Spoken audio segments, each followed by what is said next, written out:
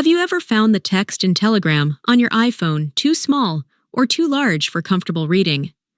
Whether you want to enlarge the messages to follow them more easily or reduce the size to fit more text on the screen, adjusting the font size can greatly improve your experience using this popular app.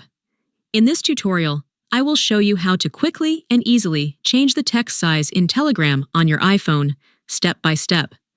So, first, find and open your Telegram app. Once you're in it, the next step is to tap the gear icon in the bottom right corner of the screen to access the settings. When you're in Settings, the next step is to scroll down a bit, find the Appearance option, and tap on it. Right after that, you will see many options. The one we're looking for is Text Size. Scroll down, find it, and tap on it. Now, in this section, you can see the chat preview as well as a slider that allows you to increase or decrease the text size. If the Use System Text Size option is enabled, tap the switch to turn it off. After that, you can use the slider to manually adjust the text size in Telegram according to your preferences. When you finish adjusting, tap the Set option in the bottom right corner of the screen to save your changes.